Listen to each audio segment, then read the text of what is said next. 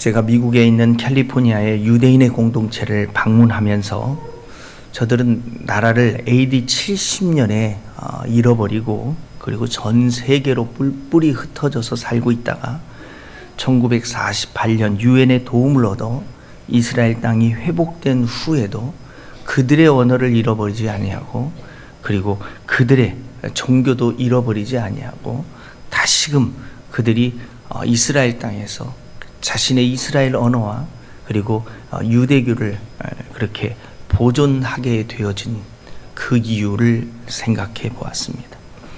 그들의 유대인들이 종교 이스라엘이라고 해서 다 유대교를 믿는 건 아니죠. 한 50% 정도, 절반 정도가 유대교를 갖고 있는데 그 안에 이제 개혁파가 한 30% 정도가 되고 그리고 보수파가 한 정통파들이죠. 한 15%를 유지하고 있습니다. 그들이 그렇게 지금까지도 그런 유대교를 유지하고 있는 그 원동력이 무엇일까요? 전 세계로 디아스포라로 뿔뿔이 흩어져 살았던 그들의 그 유대인의 박물관에 가면 그들이 그 디아스포라로 나라를 잃어버리고 전 세계로 흩어질 때 그들의 가방에 담겨 있었던 것들을 이렇게 박물관에 이렇게 전시한 모습이 있습니다. 그 안에 담겨져 있었던 것은 그들의 성경과 그리고 7개의 초를 꽂을 수 있는 그 촛대와 예배에 필요한 그 내용물들이 그 안에 담겨져 있습니다. 우리가 만일 지금 전쟁으로 인해서 나라를 빼앗겼어요. 그래서 세계로 흩어지거나 도망을 가야 한다면 여러분의 가방에, 여행 가방에 무엇을 담고 싶습니까? 그들은 예배의 도구를 담고서 그들은 도망가기 시작했던 거죠. 그들은 또한 안식일을 지키기 위해서 회당 중심으로 모여서 살았고 그리고 또 말씀을 전수하고 가르치고 기도하기 위한 곳이 바로 그 회당이었던 겁니다. 회당은 그러한 역할을 했다면 그러면 우리가 얘기하고 있는 이 예배는 그들이 어디에서 드려졌냐면 곧 디아스포라로 뿔뿔이 흩어진 그들은 가정이 성전이었고 가정에서 예배를 하기 시작했던 겁니다. 아버지가 제사장의 역할을 감당하였고 아내는 가정에서의 빛의 역할을 감당했습니다. 그래서 가정의 영적인 것들을 영적인 불을 밝히 비추는 역할을 한 게 어머니의 역할이었습니다. 지금의 기독교는 전 세계적으로 유럽처럼 감소되어 가고 있습니다. 그죠? 유럽으로 시작된 기독교가 각 나라마다 종교의 부흥기를 거치면서 동시에 쇠퇴기를 맞이하게 됩니다. 우리나라가 한때는 중국의 조선족에게 어마어마한 복음을 전하기 시작했습니다. 언어가 같으니까 그렇죠. 근데 조선족이 굉장한 부흥의 시기를 맞이하게 되어졌습니다. 지하교회를 통해서 상당히 많은 수가 예수 그리스도를 믿기 시작했고 그 수백 명씩 그런 곳에 모여서 예배하였던 거죠. 그런데 그들이 돈 벌러 한국에 나오면서 그 교회들이 사라져버리기 시작했죠. 또다시 중국으로 한족으로 복음은 전파되어졌지만 이제 그 복음이 그렇게 폭발적으로 중국의 복음이 전해졌던 지금 이 시점에 다시금 중국 공산당의 핍박으로 중국 또한 기독교의 쇠퇴기를 맞이하기 시작하였다라는 소식이 들려옵니다. 인도의 땅도 부흥이 일어나는가 하면 한편에는 핍박이 동시에 지금 일어나고 있는 모습을 보게 됩니다. 부흥이 있었다면 쇠퇴기를 맞이하고 있는 이런 모습들을 보게 되어지는 거죠. 우리나라 또한 예외가 아닙니다. 우리는 종교적 핍박이 없음에도 불구하고 지금 유럽화되어져서 우리나라의 기독교도 쇠퇴기를 맞이합니다. 그런데 유대인들은 나라 없이 거의 1880년 동안을 전 세계에 뿔뿔이 흩어져서 살았으면서도 유대교를 지켜냈던 것과 한번 비교해 보자라는 겁니다. 그러니까 우리는 뿔뿔이 흩어지지도 않았어요. 그리고 우리 종교적 핍박이 초창기에 예수님의 복음을 전하려 할 때만 조선 말기 때 핍박이 있었지 그 이후로 우리에게는 단 한 번도 예수님 믿는다고 처형을 당하거나 그런 일이 감옥에 갇히는 일들이 우리나라에 없었어요. 그럼에도 불구하고 우리나라의 기독교는 지금 점차 감소하고 있는 추세인 거죠. 그 어려움과 그 핍박 속에서, 그리고 나라 없이 살아가면서도 유대교를 지켰던 이 유대인들, 그리고 우리는 열방으로를 외치면서 전 세계의 복음화를 위하여 지금도 교회는 어려워도 선교 헌금만큼은 열심히 이렇게 해 나가고 있는 게 우리나라잖아요. 그러면서 선교지로 자원해서 나가는 선교사가 세계에서 최대로 이제 많은 나라가 거의 우리나라다 할 정도로 그렇게 열방의 복음 전파에 힘썼던 나라가 우리나라입니다. 그런데 실질적으로 기독교는 급격하게 감소 추세가 되어져 있고, 지금 가장 심각하게 외치고 있는 것이 다음 세대가 교회에서 사라졌다라는 겁니다. 그러니까 대형 교회에 출석하고 있는 교회만 다음 세대가 있지, 지금 농촌 교회는 이미 할머니 할아버지들로 자리 찾고 있고, 대부분의 교회 안에서는 다음 세대가 다 사라져 버렸다라고 얘기합니다. 이것에 대한 대안을 찾기 위해서 지금 CTS 방송국에서도 굉장히 많이 다음 세대에 대해서, 그리고 또 학교 사역에 대해서도 굉장히 많이 외치면서 사역을 하려 하지만, 그러나 그 교회가 그 방송국이 외친다고 그렇게 되어지는 건 아니잖아요. 우리 교회 또한 그죠? 이 방법에 대해서 우리 교회는 어떻게 보면 일찍이 이 방법에 대해서 알고 있었던 거죠. 그래서 가정 중심적인 교회, 가정이 중심이 되어지는 신앙의 전수, 가정이 중심이 되어지는 예배에 대하여 초창기에 얼마나 많이 제가 강조해 왔습니까? 또 가정 예배에 대해서 시범까지 보이고 이렇게 가정 예배를 할 수 있도록까지 이야기를 해 왔습니다. 또 해마다 연초만 되면 꼭 하는 설교가 이렇게 목장교회에 대한 설교를 이미 13년째 이렇게 해오고 있는 거죠. 동해물과 백두산이 마르고 닳도록 지금 해오고 있는 겁니다. 왜 그러한 이 설교를 계속 해마다 이렇게 해야만 할까요? 아무리 외쳐도 잘 안 되니까 이렇게 하는 거죠. 아니면 또 새로운 분이 오기 때문에 또 외치는 이유도 있을 겁니다. 참 안타까운 현실 중에 하나는, 우리가 목장교회라는 이 타이틀을 가지고서 우리 이게 외쳐지는 것이, 제가 계속해서 강조했던 것처럼 제2의 종교 개혁이라고 그랬어요. 종교 개혁. 그러니까 첫 번째 종교 개혁은 마틴 루터에 의해서 성경이 사제의 손에서 성도의 손으로 옮겨지는 것이 어떻게 보면 제1의 종교의 개혁이었다면, 제2의 종교의 개혁은 사역이, 성경이 아니라 사역이 사제의 손에서 이제 성도의 손으로 사역의 이전이 이루어져야 한다라고 얘기하는 것이 제2의 종교의 개혁입니다. 그러니까 종교의 개혁을 한다라는 것 자체, 이걸 개혁이다라고 외치고 있는 이유 중에 하나가, 개혁이라는 것이 쉽지 않기 때문에 개혁이다라고 외친 거죠. 우리 안에는 이미 그냥 전통교회의 잘못된 습관과 관습이 그대로 이렇게 들어와 있는 거죠. 그러니까 우리나라의 복음이 처음에 전파되어질 때 아무것도 몰랐잖아요. 아무것도 모르기 때문에 선교사들이 다 했어요. 선교사들이 다 했어요. 근데 그것이 관습이 돼버린 거예요.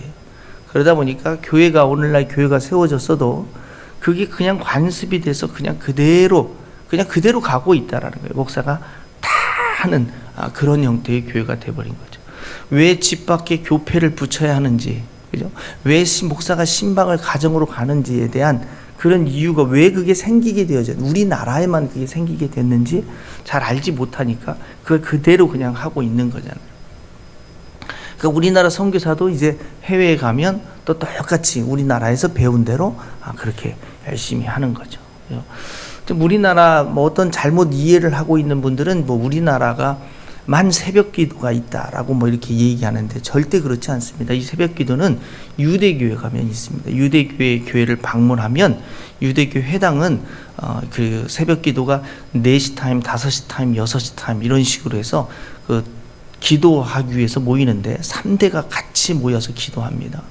기도하는데 우리나라처럼 새벽 기도 목사님이 설교 30분은 그냥 다 가버리는 그게 아니라, 그야말로 기도회로 모입니다. 그래서 성도 중에 리더가 그 기도회를 인도하고 그 기도회 포맷에 맞춰서 1시간 동안 기도하고 이렇게 가는, 그야말로 그들이 구약 성경에 쓰여져 있는 대로 만민은, 내 집은 만민이 기도하는 집이다라고 이야기했던 것처럼 그렇게 기도회로 모입니다. 거의 기도회로 모여요.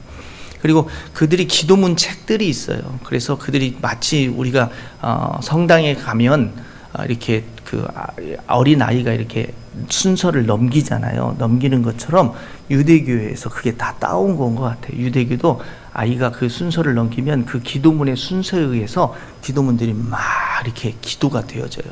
그러니까 그게 반복된 기도를 하다 보면 결국은 다 외우잖아요. 거의 시편으로 되어져 있는 이 기도문들이 그들이 그냥 거의 외워서 기도하다시피 하고 한 10분 정도 갑자기 이렇게 기도문이 없어지는 시간대가 있어요. 이때가 이제 간구하는 기도의 시간대예요. 그래서 각각이 필요한 기도들을 간구하는데 그냥 기도하는 게 아니라 이렇게 성경에 있는 대로 붙이고 뒤집어 쓰고 흔들어서 이렇게 기도해요. 이렇게 열심히 막 굉장히 이렇게 열심히 흔들어요. 그래서 왜 이렇게 흔드냐고 물어보니까 집중한대, 집중. 근데 저도 한번 해봤거든요. 막 흔들면서 기도하면 진짜 집중이 생겨요. 딴 생각이 안 생기고 기도에 집중할 수 있어요. 그래서 제가 서서 가끔 여기서 흔들면서 기도할 때 유대인이 떠올라서 그런가 보다 이렇게 생각하지 마시고 집중해서 기도. 그러니까 자꾸 이제는 초창기의 어린아이잖아요. 우리가 하나님에 대해서 전혀 알지 못했던 시대 때 복음이 들어와서 우리가 그렇게 신앙생활을 해왔으면 이제 한국 기독교가 100년이 넘어섰다고 얘기하잖아요.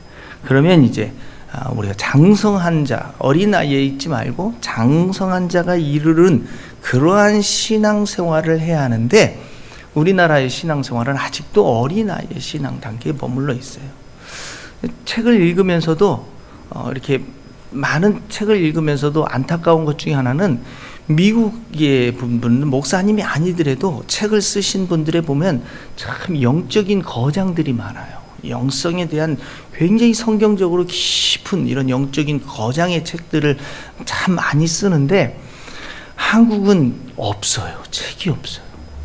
너무 가볍고 그냥 방법론이나 이런 것들만 쓰는 거지 성경에 대한 어떤 영적인 깊이를 다루면서 책을 쓰시는 목사님이 손가락 하나면 충분해요. 읽을 책이 없어요. 이게 곧 이제 번역한 책들이나 아니면 외국에 있는 책들을 이제 거의 읽게 되어지는 경우가 많잖아요. 왜 우리가 그렇게 되냐면 우리의 신앙이 자꾸 어린아이 신앙으로만 이렇게 목회를 하시더라고요. 한국 교회 목사님들의 목회 방식이 보니까 어린아이를 위한 목회를 계속 하세요. 숫자적으로 모으는 것이 목적이다 보니까 아마 그런 식의 목회를 할 수밖에 없었던 것 같다라고 이렇게 느껴보기도 합니다. 그러니까 언제까지, 물론 그렇죠. 그러니까 우리가 지금 우리 교회가 가고자 하는 것은 제가 보더라도 항상 이렇게 너무 앞서가면 문제가 있어요. 앞서가면 적당히 가야 하는데 이게 너무 앞서가다 보니까 어떻게 보면 이게 이해가 되지 않는 부분들도 있겠죠. 이해가 되지 않는 부분. 어쨌든 앞서가든 뒤서가든 13년 동안 열심히 줄기차게 동해물과 백두산이 마르고 닳도록 외치려 하고 있는 이야기는 모든 성도가 사역자가 되어져야 한다는 거예요. 우리가 사역자지 사역이 목사의 전유물이 돼서는 안 된다는 거예요. 목사 의존형 교인이 돼서는 안 돼요. 그러다 보면 늘 목사만 찾아다니는 그런 거예요. 저도 한국교회 미국에서 있다가 한국교회 와봤는데 한국교회에서 목사 의존형 교회가 어떤 냐면 이사신방을 갔어요. 근데 전도사가 가니까 안 된대. 목사가 오셔야 한대. 목사가. 그래가지고 전도사는 복이 안 들어가나 봐. 성도가 가도 안 되고 목사님이 오셔야 한대. 그리고 축도를 할 때도 전도사가 축도를 하면 안 돼. 복이 안 오나 봐. 목사가 축도를 해야 돼. 근데 제가 미국에 있는 침례교회를 있었을 때도 목사님은 안수 집사님 중에 한 집사님에게 그냥 여기서 축도를 시키고 본인은 이렇게 내려가시. 그럼 안수 집사 우리나라처럼 이렇게 막 거룩한 축도가 아니라 축도라는 것 자체가 뭐예요? 하나님께 복을 빌어주는 거잖아요. 우리에게 하나님의 그 은혜가 복이 우리 가운데 있기를 이렇게 소원하는 기도잖아요. 그러니까 그것을 우리는 이제 목사님이 손을 탁 들고 이렇게 거룩하게 기도를 해줘야 이 복이 이제 나한테 쫙 오는 기복화를 시켜놨어요. 목사님들이 여러분을 기복화를 시켜놨어요. 그래야 이제 목회하기가 아마 좀 편해서 그런 것 같아요. 근데 이제 이 중간이라는 게 없는 것 같아요. 너무 이렇게 그렇게 하면 교인들이 또 그렇게 기복화되어지고 또 적당히 풀어지면 교인들이 그냥 내 마음대로 그냥 이렇게 위아래도 없고 막 암캐라 돼버리고 이게 참 이게 이 질서를 찾아서 신앙생활을 한다는 게 참 쉽지 않은 것 같아요. 성경의 종교개혁이 외쳐지면서 성경에 뭐부터가 고쳐졌냐면 우리가 갖고 있던 개혁판 성경이 개혁 개정으로 바뀌었어요. 이게 종교개혁의 시발점이다라고 보면 돼요. 왜냐하면 그 에베소서 4장 12절에 오역이 일어났어요. 번역이. 근데 이제 개혁 개정판에는 그 번역을 바로 잡아주었어요. 자, 4장 12절을 볼까요? 거기 성경이 보면 이는 성도를 온전하게 하여 이렇게 되어 있습니다. 전에 성경은 어떻게 번역했냐면 온전하게 하며 그랬어요. 그러니까 이는 성도를 온전하게 하며 봉사일을 하게 하며 그리스도의 몸을 세우려 하심이라 이렇게 전에 성경은 번역을 했는데 개혁 개정판이 이제 원문에 가깝게 번역을 하려 하면서 이렇게 바꾼 거죠. 이는 성도를 온전하게 하여 봉사일을 하게 하며 그리스도의 몸을 세우려 하심이라. 이건 이미 제가 이제 동해물과 백두산이 마르고 닳도록 다 이야기를 해서 알고 있는 내용이지만 알면 뭐예요? 실질적으로 움직여야지 이게 아는 거죠. 자, 이 말의 차이점은 뭐냐면 에베소서 4장 11절에 직분이 있어요. 사도, 선지자 또는 복음 전하는 자 아니면 목사와 교사. 목사와 교사는 한 단어라고 그랬어요. 그러니까 결국 목사는 목회자는 어떠한 사람이냐면 가르치는 자, 티칭이 하나님의 말씀을 가르치는 자예요. 교사. 그러니까 왜 하나님은 교회에 지금은 이제 사도 시대가 아니니까 사도가 없고 선지자도 없고 지금 복음 전하는 자와 어찌 보면 목사 이게 둘 그룹이 남아 있는데 교회 안에 하나님께서는 왜 이렇게 교사를 세웠느냐 세운 이유 그러니까 목사를 왜 세웠느냐라는 세운 이유를 12절에서 설명하는 거예요. 이는 성도를 온전케 하며와 하여의 차이점은 굉장히 중요합니다. 왜냐하면 하며로 돼 있으면 목사가 해야 할 세 가지 일이 나오는 거예요. 하며가 되면 성도를 온전케 하는 것, 봉사일을 하는 것, 그리스도의 몸을 세우는 것. 이게 세 개의 목사의 일이 되는데 그게 아니라 목사의 일이라는 건 성도를 온전케 하여 이 한 가지다라고 얘기를 하는 겁니다. 자, 그것을 영어성 저 밑으로 읽다가 다시 일단 나중에 다시 설명을 하기로 하고 자, 그래서 성도를 온전케 하여서 성도로 무엇을 하게 하는 것이 목적이냐면 바로 봉사일이에요. 이게 미니스트리예요. 이게 사역하게 하는 거예요. 그러니까 성도가 사역하게 하도록 성도를 훈련시키는 것 이게 목사의 일이다라고 성경은 말씀하고 있는 거예요. 그러면 왜 성도가 사역해야 하느냐? 궁극적으로 봉사일을 하게 해서 무엇하게 하냐면 그리스도의 몸을 세우는 거예요. 사역의 결과는 뭐냐면 그리스도의 몸을 세우는 것. 그리스도의 몸이 누구예요? 교회인 우리죠. 그러니까 성도의 사역이 뭐냐면 교회 세우기예요. 교회 세우기. 여러분을 세우는 것. 이게 세우는 자예요. 그러니까 보면 교회 다니는 분들 보면 두 부류로 나뉘잖아요. 한 분은 교회를 세우는데 열심히 있는 사람이 있고 또 한 분은 교회를 무너뜨리는데 열심히 있는 사람이 있어요. 험담하고 불평하고 비판해서 교회를 무너뜨리는 그런 사람이 있는가 하면 위로하고 격려하고 권면해서 교회를 세우는 자가 있잖아요.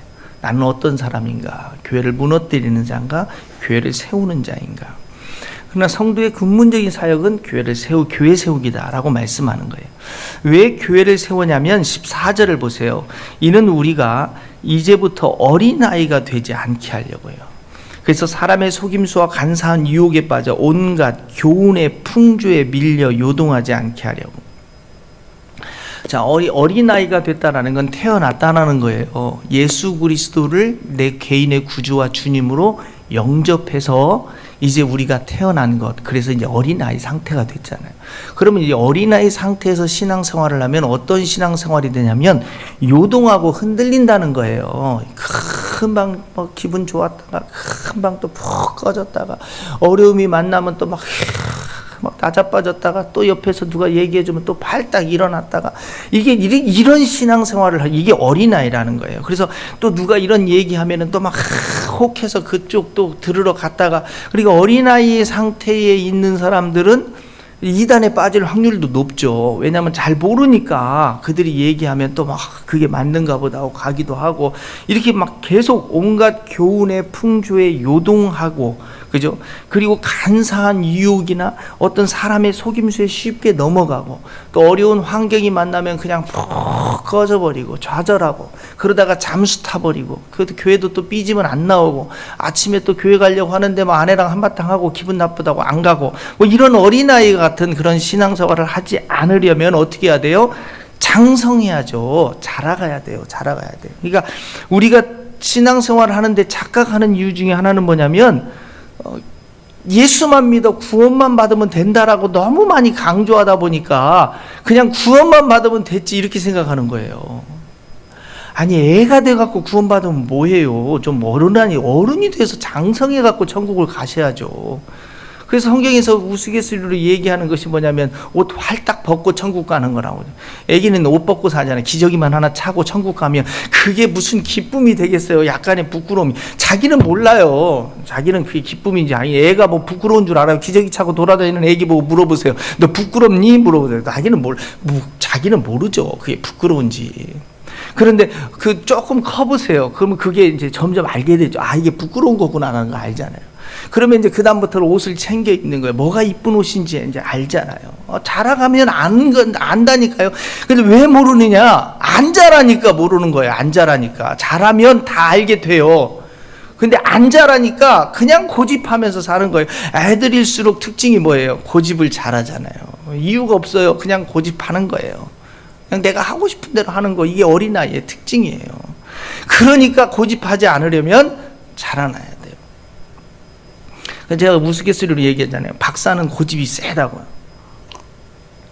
박사학위 받은 사람은 고집이 세야 돼요. 왜냐하면 그것밖에 모르니까. 무슨 말인지 이해가 안 되죠? 박사학위가 뭐 막 학사가 차라리 많이 알아요. 온갖 것 다 알아요. 근데 깊이가 없을 뿐이죠. 박사는 하나만 갖고 연구하잖아요. 천사가 바늘 위에 몇 명이나 앉을 수 있을까? 뭐 이런 거 연구해서 박사학위 받는 거잖아요. 그죠? 성경의 신학 박사도 마찬가지예요. 단어 하나 갖다 놓고 단어 하나 연구해가지고 그 단어가 갖고 있는 원어적 의미를 가지고 그냥 한 150페이지 써가지고 학위를 받는 거예요. 그러니까 그 박사는 그것밖에 몰라요. 단어 하나밖에 모르는 거지. 뭐 우리가 박사라고 하니까 굉장히 많이 알 것 같잖아요. 그것밖에 몰라요. 제가 해보니까 알겠더라고요. 저도 셀밖에 몰라요. 그것만, 그 책에 관련된 것만 수백 권을 읽으니까 뭐 거기 말고 얼마나 알겠어요. 그러니까 결국은 고집할 수밖에 없는 거예요. 그러니까 왜 주위에서 고집하냐면 그것밖에 모르니까 고집하는 거예요.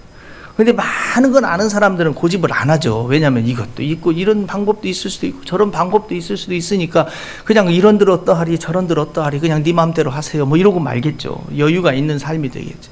그래서 그렇게 고집하지 않는 어린아이죠. 그것밖에 모르는 어린아이가 되지 않도록 하려면 어떻게 하냐? 자라나야 돼요. 신앙의 성장이 있어야 돼요. 근데 우리는 어떻게 신앙이 성장하는지를 배우질 못했어요. 그래서 신앙 성장하는 법을 어떻게 했냐면 지식을 굉장히 많이 성경 공부를 여기 다니고 저기 다니고 돌아다니면 성경의 지식이 많으니까 나는 이제 신앙이 성장할 것이다 이렇게 생각한 거예요. 그래서 신앙의 성장을 위해서 온갖 요즘은 또 유튜브에 오직 많으세요 목사님들이. 그래서 막 그 설교 듣고 이 설교 듣고 막 요 설교 듣다 보니까 이제 온통 머리가 헷갈리는 거예요. 그 목회자들에게 나눈 월간지, 이제 목회와 신학이라는 월간지가 있는데 그 책을 읽으면 거기에 나와 있는 목사님들의 글들을 읽어보면 온통 헷갈려. 굉장히 헷갈려. 어떤 목사는 이 얘기했다, 저 목사님 저 얘기했다 그러고. 그러니까 예를 들면 교회 성장을 하는데 어떤 목사님은 자기의 숫자를 놓고 그 숫자를 기도했더니 채워줬다라고 얘기하고 있고, 어떤 목사님은 숫자 이게 인본적인 목회냐, 뭐 내가 숫자 채우기 위해서 뭐 기도하느냐, 하나님 앞에 매어 맡기고 하나님이 주시는 영혼을 위해서 목회하는 거지. 이게 완전히 극단으로 다 자기 마음대로 써놨어요. 그러니까 한 10가지를 다 써놓으니까 다 헷갈리는 거잖아요. 너무나 많은 정보를 속에서 여러분이 다 신앙생활을 할 수 있을 것 같지만, 그렇게 많은 정보를 가지면 아무것도 못하는 신앙생활이 되는 거예요. 옛날에 신학교에서 제가 배울 때 목사님이 이런 얘기를 하는 거예요. 그러니까 그분이 이제 켈빈주의를 굉장히 많이 강조하셨어요. 그러다 보니까 알미니안주의를 따르는 학생들하고 막 충돌이 일어났어요. 그러니까 교수가 강의를 하면 강의가 끝나자마자 알미니안을 따르는 그 신학생이 대자보를 써다가 막 게시판에다 붙여놔요. 참 교수하기도 쉽지 않아요, 요즘은. 아주 옛날 이야기죠. 그때 그 교수님이 한 얘기가 있어요. 내가 이것도 얘기하고 저것도 얘기하면 여러분 헷갈린다.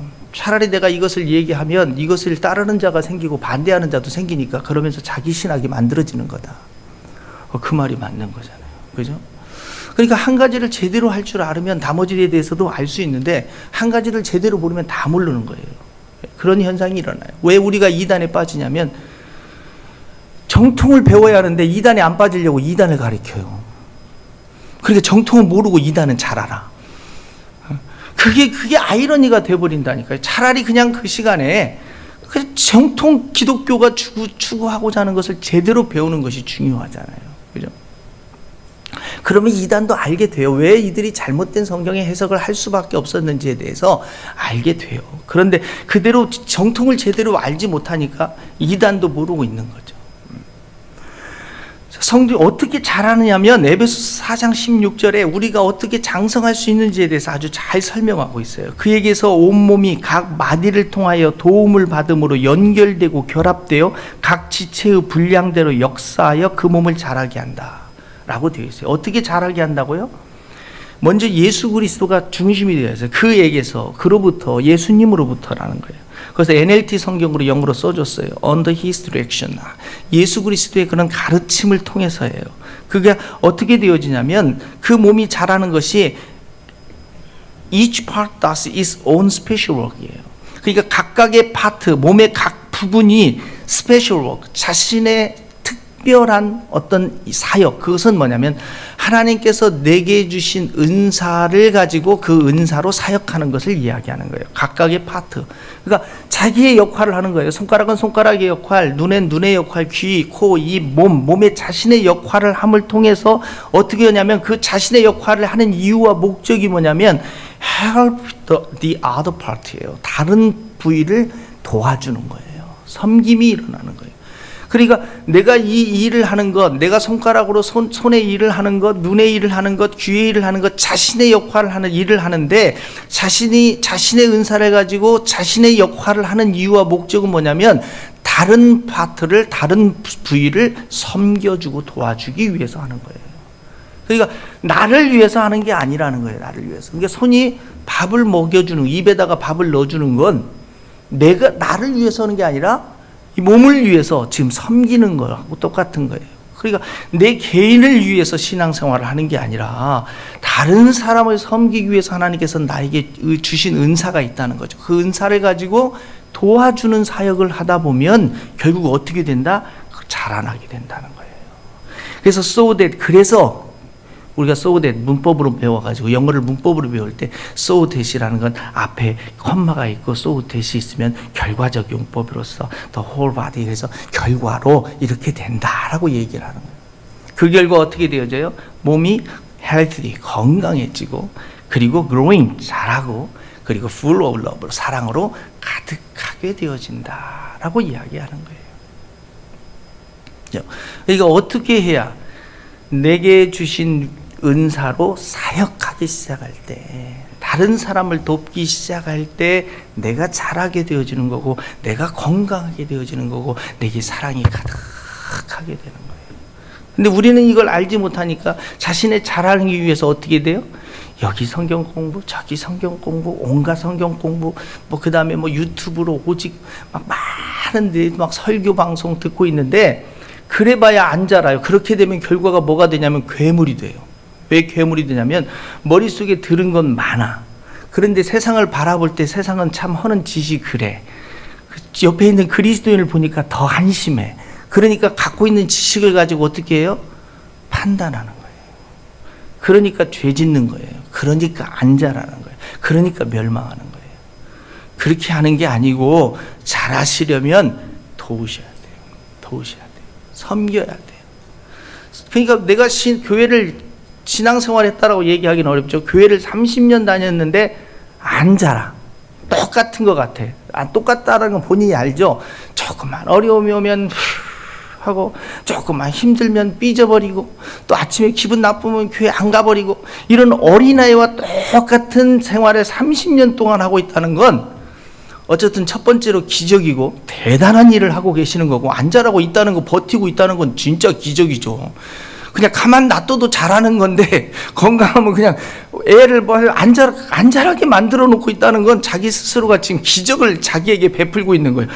가만 놔둬도 잘해야 하는데 어떻게 안 자라게 막 자기가 막 열심히 삐지나? 막 이렇게. 그러나 어떻든 잘하는 게 섬김이 일어나고 있지 않기 때문이라는 거예요. 배우지 못해서, 알지 못해서가 아니에요. 저도 설교를 하면서 느끼는 거지만, 여러분이 모르는 게 하나도 없는 여러분을 데려다 놓고 설교하려고 하니까 제가 얼마나 힘들겠어요. 13년 전부터 설교했던 내용들을, 물론 30년 전부터 설교를 해왔지만 13년부터 우리 교회에서 쭉 설교한 내용들을 훑어보면 이렇게 좋은 말들을 이렇게 많이 해줬는데 왜 하나도 안 자랐지? 설교를 잘하는 게 아니구나라는 것을 제가 결실히 깨닫게. 절대 설교로는 잘하는 게 아니고. 그러니까 설교로 감동받는다고 이게 뭐 내가 움직여집니까? 아니라니까. 그래서 주님께서는 우리에게 무엇을 얘기하냐면, 이제는 제2의 종교 개혁이 일어나야 한다. 좀 잘할 수 있는 신앙생활을 좀 해라. 그래서 우리에게 뭐냐면, 성도로 하여금 미니스트리 사역할 수 있도록 이제 교회의 체질 개선이 이루어져야 돼요. 여러분이 이제 주일날만 예배당에 와서 예배드리고 그냥 가는 그런 신앙생활을 이제 그만하시고, 이제는 미니스트리, 봉사의 일이라고 표현되어 있는 미니스트리의 이 사역이에요. 사역을 하셔야 돼요. 사역을. 그 사역의 궁극적인 목적이 뭐냐면, 에베소 4장 12절 그리스도의 몸을 세우는 거예요. 그 NIV 성경으로 되어 있잖아요. To equip. equip라는 단어는 훈련시켜서 준비시키고 구비시키다라는 거예요. 누구를? 그의 백성을. 하나님의 백성들을 훈련시키는 거예요. 왜 훈련시키냐면, 뭐를 위해서 훈련시키냐면, works of service, 서비스를 위해서, 봉사일을 하기 위해서.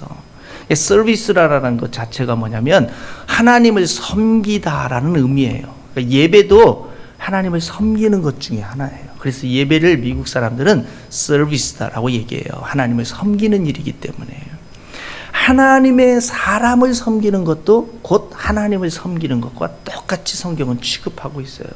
보이지 아니하는 하나님을 섬기는 방법 중에 하나가 뭐냐면, 보여지는 하나님의 사람을 섬기는 것을 통해서 하나님을 섬긴다라고 얘기해요. 그래서 우리가 마태복음에서 읽었잖아요. 그죠? 내가 언제, 주님이 배고플 때, 추울 때, 목마를 때 내가 언제 했습니까? 그러니까 이 작은 소자에게 한 것이 곧 내게 한 것이다 라고 얘기했잖아요. 자, 옆에 있는 분을 보세요. 작은 소자에게 베풀어 주시면 곧 주님께 하는 거래요. 내가 당신을 열심히 예수님처럼 섬겨드리겠습니다. 한번 해보세요. 그래서 그리스도의 몸이 세워지게 하는 것. 그래서 우리는 그리스도의 몸을 세우는 거예요. 세우는 것. 자, 누가 그리스도의 몸을 온전하게 세우는 일 누가 해야 돼요? 누가? 옆집 아줌마가? 김집사가? 이집사가? 장로님이? 아니라니까요. 여러분이 하시는 거예요. 여러분이 하시는 거예요. 그래서 결국은 뭐냐면, 목사의 역할은 무엇을 하는 거예요? 성도로 하여금 이 사역을 할 수 있도록 이렇게 훈련시켜주면, 성도들은, 훈련받은 성도는 가서 뭘 해야 돼요? 성도를, 그리스도의 몸을 세울 수 있도록 미니스트리, 사역을 해야 돼요. 사역을. 그래서 보세요. 사도행전 6장 1절 보세요. 그때 제자가 더 많아졌는데 헬라파 유대인들이 자기의 과부들이 매일 구제에 빠짐으로 히브리파 사람을 원망하니. 자, 구제를 하는데 헬라파 유대인들이 하고 지금 그 히브리파 유대인들하고 이렇게 이제 각각의 사람들이 있었어요. 근데 그들을 이제 그 과부들이니까 구제를 하는데 숫자가 너무 많다 보니까 빠지는 사람들도 있잖아요. 그죠? 빠지는 사람이 있는데 이 빠지니까 불평하고 막 그 원망하는 거예요, 사도들을. 그러니까 사도들이 어떻게 했냐면, 사도들이 더 많은 사도를 뽑은 것이 아니라 2절부터 보니까 12사도가 모든 제자를 불러 이르되 우리가 하나님의 말씀을 제쳐놓고 접대를 일삼는 것이 마땅하지 아니하니 형제들아 너희 가운데서 성령과 지혜가 충만하여 칭찬받는 사람 7을 택하라. 우리가 이 일을 그들에게 맡기고 우리는 오로지 기도하는 일과 말씀 사역에 힘쓰리라 그랬어요. 그러니까 결국 무엇을 하냐면 기도와 말씀을 통해서 오히려 성도들을 세우고 훈련하는 일에 우리는 전념할 테니까 이런 사역들, 섬기고 돌보고 세우는 사역들은 너희들이 해라 라고 해서 7명의 사람들을 택하여 세운 것을 보게 되는 거죠. 자, 사도행전 2장에서도 보면 2장 42절부터 보세요. 그들이 사도의 가르침을 받아 서로 교제하고 떡을 떼며 오로지 기도하기를 힘쓰기 시작했어요. 사도들이 가르치니까 그들이 모여서 이제 교제하고 떡도 떼고 그리고 기도하기를 힘썼는데 43절부터 보겠습니다. 사람마다 두려워하는데 사도들로 말미암아 기사와 표적이 많이 나타나니 믿는 사람들이 다 함께 있어 모든 물건을 서로 통용하고 또 재산과 소유를 팔아 각 사람의 필요를 따라 나눠주며 날마다 마음을 같이하여 성전에 모이기를 힘쓰고 집에서 떡을 떼며 기쁨과 순전한 마음으로 음식을 먹고 하나님을 찬미하고 또 온 백성에게 칭송을 받으니 주께서 구원받는 사람을 날마다 더하게 하라. 자, 사도로부터 교훈을 받고 가르침을 받았던 성도들이 모여서 무엇을 했어요? 사역했잖아요. 그죠?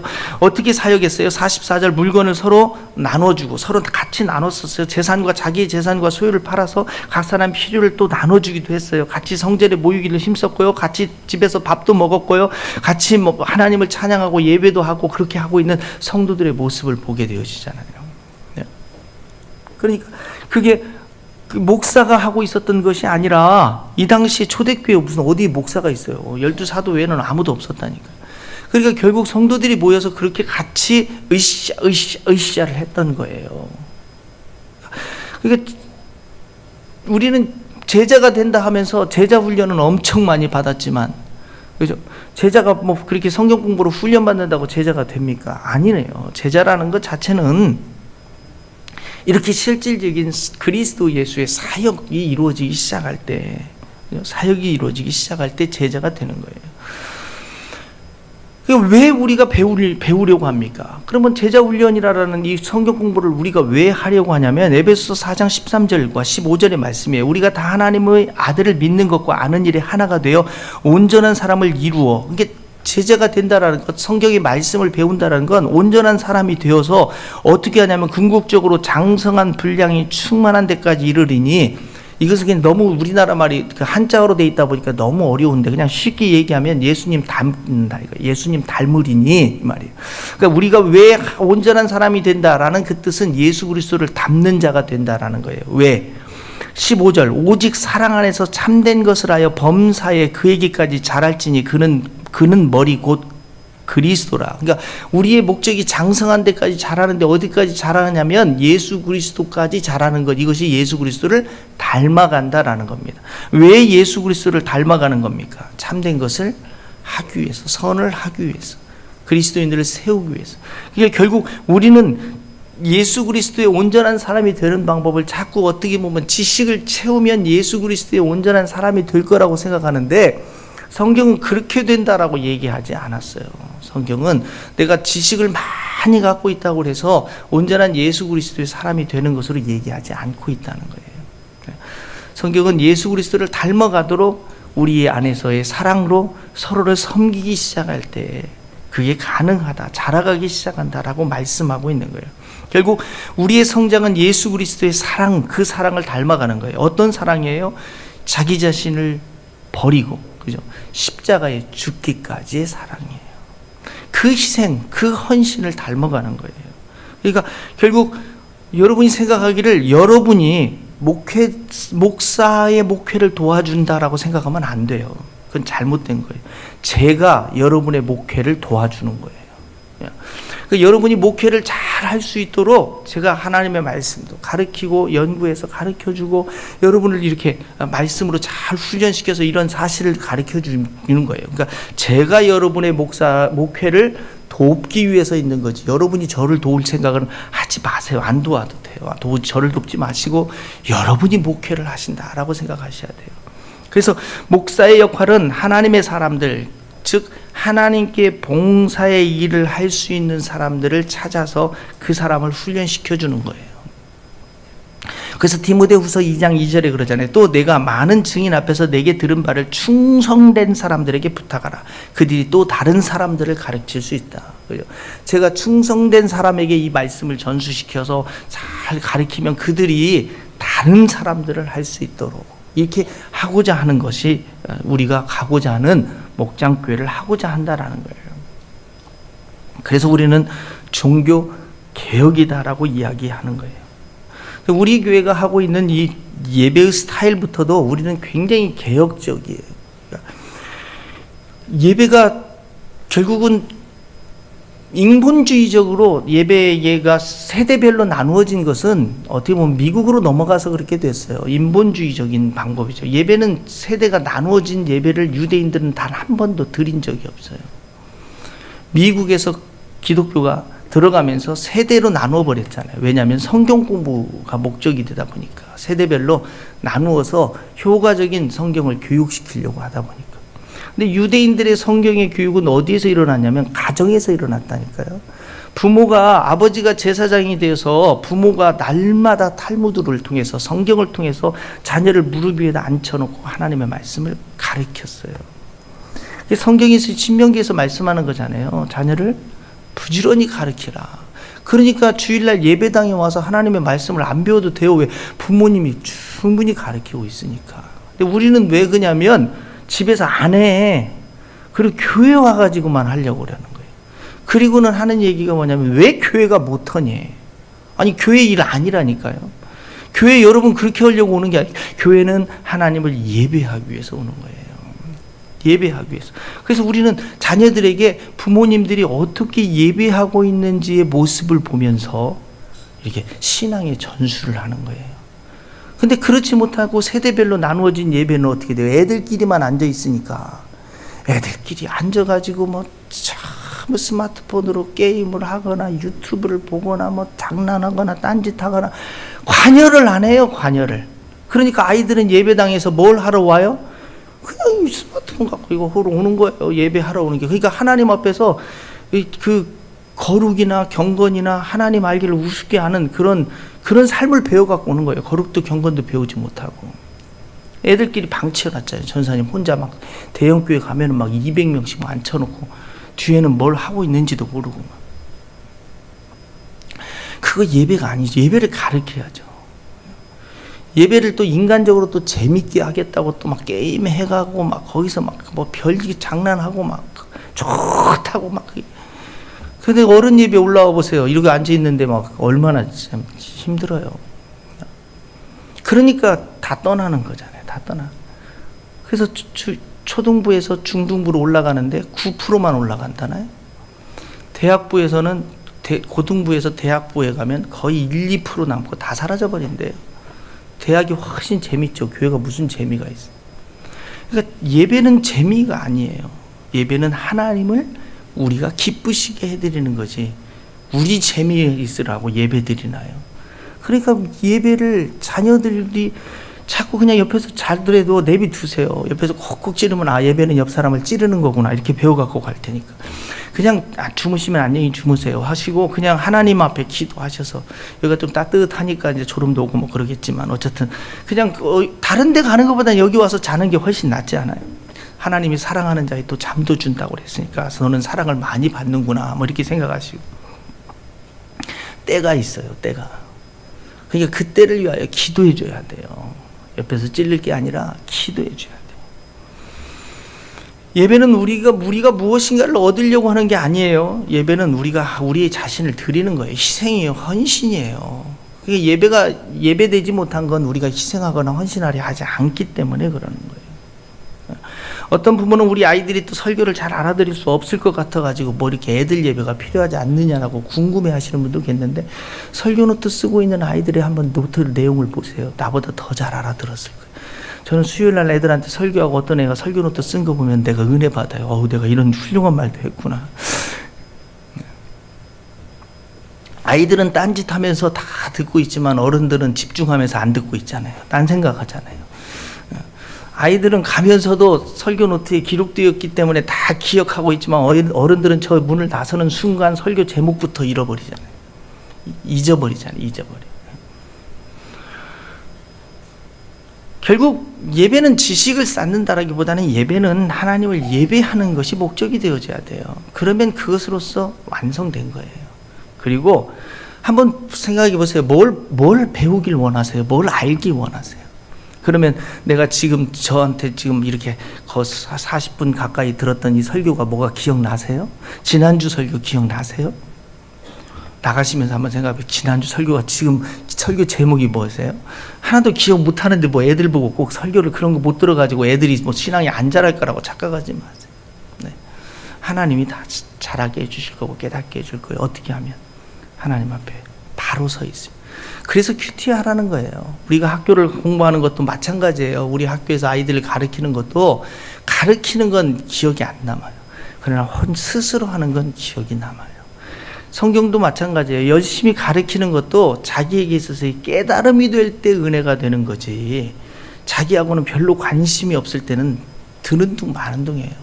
이 설교를 13년간 했을 때도 그냥 듣는 둥 마는 둥 하는 사람이 있는가 하면, 또 어떤 사람은 또 지난번에 한 설교 또 한다라고 생각하는 사람도 있고, 다 아는데 하는 사람도 있고, 13번째 듣고 있으면서도 이제 깨달은 사람도 있고 그래요. 사람마다 다 틀려요. 때가 있는 거예요. 때가. 그러니까 안 듣는 다양한 방법이 있겠죠. 아니까 못 듣는 것도 있고, 그죠? 한 소리 또 하니까 못 듣는 경우도 있어요. 깨달음이라는 게 있어요. 깨달음이라는.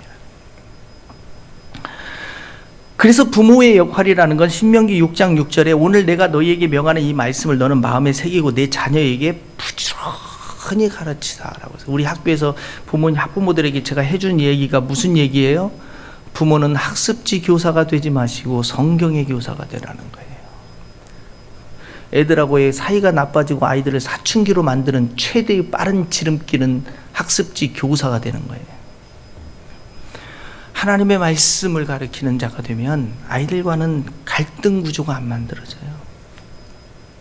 그러니까 잘 생각해 보세요. 부모가 문제예요? 자녀가 문제예요? 자녀가 저는 아니라고 생각해요. 부모가 부모의 역할을 하지 못하기 때문에 자녀와의 갈등이 생기는 거잖아요. 부모와 대화하라고, 식탁에 교제를 하라고 이렇게 얘기할 때 자녀들이 싫다고 그래요. 왜 그러냐니까, 앉으면은 처음에는 잘 시작한 것 같은데 공부로 가가고, 공부 어떻게 하냐 이렇게 물어보니까 얘기가 싫다는 거죠.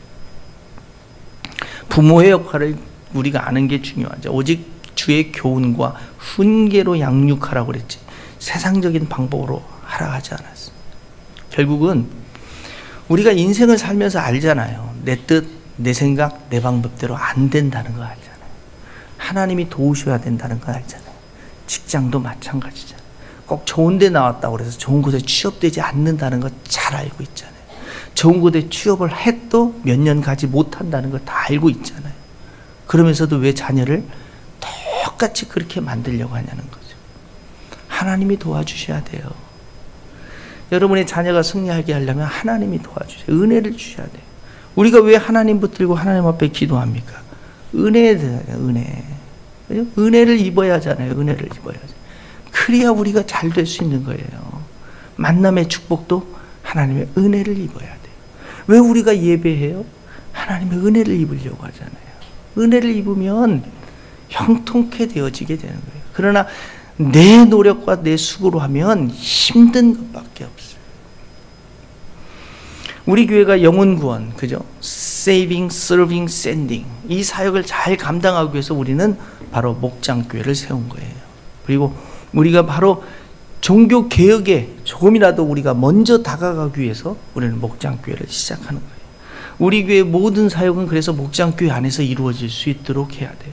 그래서 목장교회가 사역을 해야, 제가 계속 얘기했잖아요, 교회가 돌아가는 거예요. 목장교회가 사역하면 우리 교회는 사역을 하고 있는 교회예요. 목장교회가 사역하지 않으면 우리 교회는 사역하지 않아요. 계속해서 제가 얘기하는 거예요. 동탄지구촌 교회는 그럼 왜 존재합니까? 바로 목자들을 세워주려고. 그러니까 신학교와 같은 기관이라니까요. 교회 안에서 자꾸 다른 이야기를 하지 않았으면 좋겠어요. 우리 교회는 특별한 목적을 갖고 가는 교회예요. 우리 교회를 세상에 있는 다른 많은 교회처럼 우리 교회를 와서 바꿔놓으려고 하지 마시고 그 교회로 가시면 돼요. 물론 가라는 얘기는 아니고 그 교회에 내 스타일에 맞는 교회. 그러니까 제가 항상 하는 얘기가 뭐예요? 왜 신발집에 가면 신발이 많아요? 내가 원하는 거, 마음에 드는 거 신으라고요. 동탄에 왜 교회가 많아요? 똑같은 원리라고 저는 생각해요. 굳이 힘든 교회에서 그렇게 힘들게 있어야 할 이유는 저는 없다고 생각해요. 자기의 비전에 맞는 곳, 자기 사명에 맞는 곳, 그리고 정말 성도로서 사역하고 싶은 곳, 우리 교회의 비전과 철학이 나에게 맞구나 하고 생각될 때는, 그때는 내가 여기 남아있다면 목숨 걸고 하셔야 돼요. 그냥 왔다 갔다 하지 마세요. 네. 정말 이 사역이 정말 하나님의 사역이다라고 하면 중간에 힘들더라도 절대 가지 말고 선택했으면 목숨 걸고 하셔야 돼요. 그래서 선택을 잘 하셔야 돼요. 네. 우리가 우리 교회를 세운 이유와 목적이 거기에 있어요. 그러니까 우리 교회를 자꾸 고향의 봄 노래를 부르지 않아야 돼요. 그 속에서 놀던 때가 그립습니다. 그리운 교회에 가시면 되지 왜 자꾸 여기 오셔서 고향의 봄 노래를 부르셔요. 우리 교회는 앞으로 나아갈 거예요. 비전을 가지고 나아갈 거예요. 다음 세대를 세우기 위해서 나아갈 거고요. 종교 개혁을 위해서 나아갈 거예요. 성도가 사역하는 교회가 되고자 할 거예요. 우리는 어린아이와 같은 그런 아이를 만드는 교회가 아니라 이들이 장성한 자가 되어 하나님의 기쁨과 영광이 되어지고, 정말 내가 동탄지구촌 교회를 선택을 참 잘했다, 천국에 가서 그 고백을 할 수 있도록 하기 위해서 우리는 지금 애쓰고 힘쓰는 교회입니다. 동탄에 있는 다른 교회, 대한민국에 있는 다른 교회를처럼 우리 교회를 만들지 마시고, 우리 교회가 종교 개혁에 앞장서서 모든 성도가 사역하는 교회다운 교회, 그 교회가 될 수 있도록 우리가 도와주셔야 돼요. 그래서 지난주 1월 1일 날 제가 그래서 가장 중요한 건 리더들이라고 했잖아요. 평신도 리더가 가나안 땅에 들어가느냐 못 들어가느냐를 결정하는 주 요인이 리더들이라고 했잖아요. 그래서 목자가 중요한 거예요. 목자가 제대로 서 있으면 가나안 땅에 가는 거고, 목자가 제대로 안 서 있으면 목자와 함께 그냥 광야를 방황하는 거예요. 그래서 여러분 안에 다시 주보 안에 목자 자원서를 집어넣었어요. 내가 중간 리더, 정말 우리 교회에서 섬기는 자로서, 사역자로서 내가 이렇게 헌신하고 싶습니다 라고 결단하길 원하시는 분은 목자 자원서를 쓰셔서 헌금함에 넣어주시고 가시거나 아니면 우리 최종훈 목사님에게 제출해 주시고 가시면 다시 한번 우리가 제2의 종교 개혁을 일으킬 수 있는 그런 기회로 삼으려고 합니다. 이 시간에 우리 결단하며 하나님 앞에 기도하며 나아가겠습니다. 하나님이 원하시는 목장교회를 세워갈 수 있도록, 그리고 이 비전에 헌신하고 동참하여 교회가 교회답게 세워질 수 있게 해달라고 이 시간에, 그리고 내가 하나님 앞에 목자가 되어서 내가 하나님 앞에 사역자가 되겠노라라고 결단하고, 또 이 비전에 우리가 하나가 되게 해달라고 함께 기도하며 나아가겠습니다. 함께 기도합니다. 좋으신 아버지 하나님, 이 시간에 우리가 주님 앞에 간절히 간구하며 기도합니다. 교회를 교회되게, 예배되게 우리 사용하소서. 진정한 부흥의 날 오늘 임하고 우리 사용하소서. 교회에게 예배되게 우리 사용하소서. 진정한 부흥의 날 오늘 임하고 우리 사용하소서. 우리의 소원이 하나 있네. 주님 다시 오실 그날까지 우리 가슴에 새긴 주의 십자가 사랑 나의 교회를 사랑케 하네. 주의 교회를 향한 우리 마음 희생과 포기와 가난과 고난 하물며 죽음조차 우릴 막을 수 없네. 우리 교회는 이 땅의 희망 교회를 교회에 예배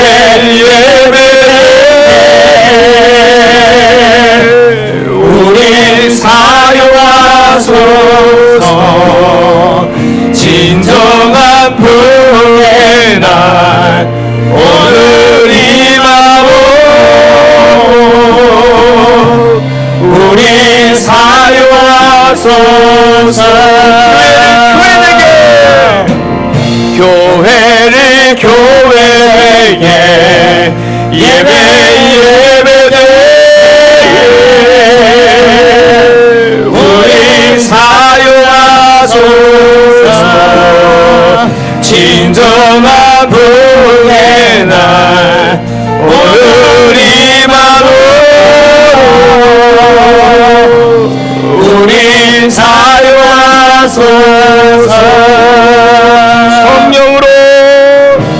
성령 안에 예배하리라. 자유의 마음으로 사랑으로 사역하리라. 교회는 생명이니 일어서서 찬양합니다. 교회를 예배되 우리 사용하소서. 진정한 부흥의 날 오늘 임하고 우리 사용하소서. 한 번 더 교회를 예배되게